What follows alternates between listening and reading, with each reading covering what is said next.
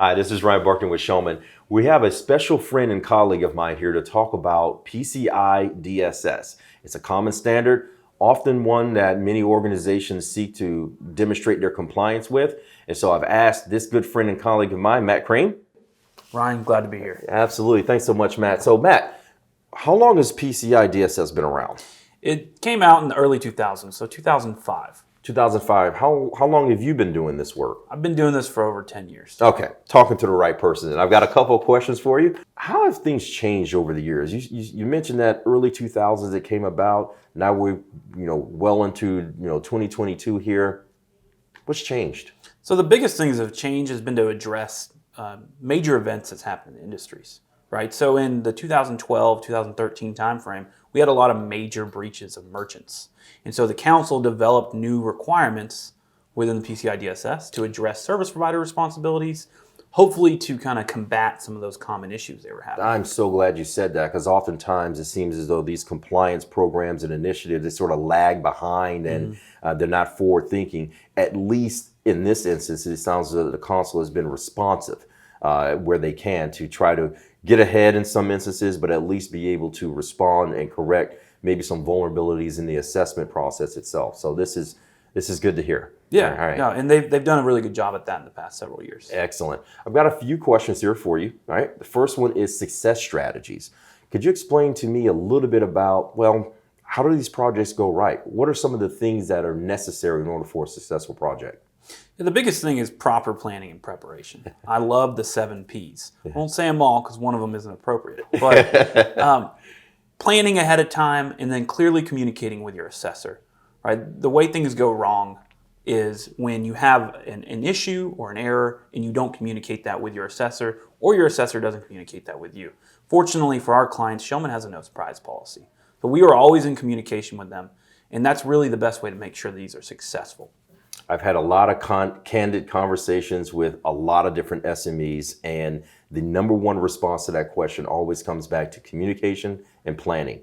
So I'm starting to see a trend here. I think that the no surprises policy has some value, but if you plan and prepare, it sounds like that's a winning strategy regardless of the project.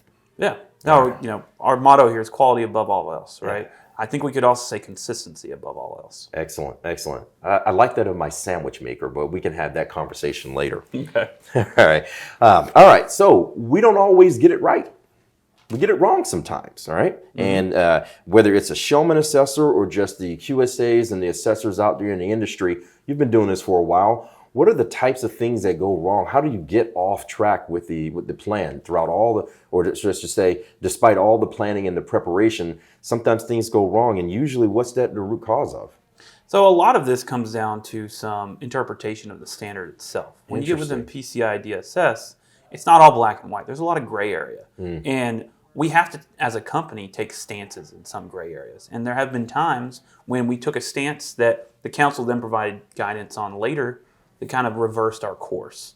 Got it. And as we run into that, we try to stay as relevant and up to date on their guidance as possible. But inevitably, it does happen. I got to imagine it could be pretty sensitive if Assessor 1 says, hey, things look good, and then Assessor 2, whether it's Schellman or someone else, says, maybe not so much. That could create its own level of sort of tension, with the organization, right? Right. It happens, especially from one QSA company to the next, as one QSA company takes a specific gray area one way, we may feel a different way. But what happens less, and unfortunately it does still happen, is a different QSA here from the prior QSA who also worked here last year. We try to limit that as much as we can, but ultimately we're all people, and certain people have higher strength in other areas. So one assessor may find an issue or a potential problem in a firewall config that the other assessor didn't quite understand. So I won't ask you to QA or double check the council's interpretations on any of this,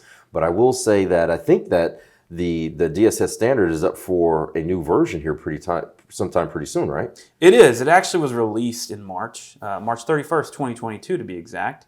Excellent. So we have a lot of content out there that we posted about it too. So when you talk about the gray area, again, not to do any quality control on it, but less gray area, more gray area, about the same, still enough room for assessors to wiggle? They have clarified a lot of open questions. Okay.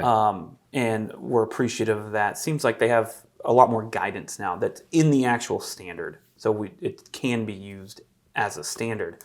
There are some new controls that are allowing like customized approaches. Okay. That will likely bring in gray area, but hopefully that should be fairly limited. Well, it sounds like the gray area can be as much of a blessing as it might be a curse, because it seems like it allows organizations and assessors enough room to breathe with respect to interpreting the guidance and determining what controls or safeguards are effective in the circumstance. So that could be a good thing from times, right? I think it will be. The new requirements are really kind of allowing for a lot more flexibility in the way you're meeting a specific control. Example of this is like updated malware detection software, right? It's all heuristic based now. In the old standard, it talked about virus signature updates and all these other antiquated things that don't really make sense in modern technology. And the new version is really kind of addressing that by allowing a customized approach. That's right. Excellent. All right. I've got one last question here for you. How much does a PCI DSS assessment actually cost? Now remember, this is the Truth Series. What is the real price tag? Blood, sweat, and tears. Fair enough. No, I joke, but it's hard to put a specific number down, right? If you are an organization that's mostly in the cloud and you've offloaded your payments page on your website to a third party, you're going to have a very limited scope. It's going to be a limited amount of effort needed, so it'll be a much cheaper assessment. Now, on the other hand, if you are a service provider that provides a cloud hosting environment to a slew of customers, then it becomes more complex. You have more systems. We have, different geographies to worry about in different data centers and co-locations. That's right. And there are different types of PCI DSS reports as well, or assessments, right? There are. So generally, we have a report on compliance and an attestation of compliance. Okay. If you're a merchant, there's around 10 different self-assessment questionnaires that you can complete.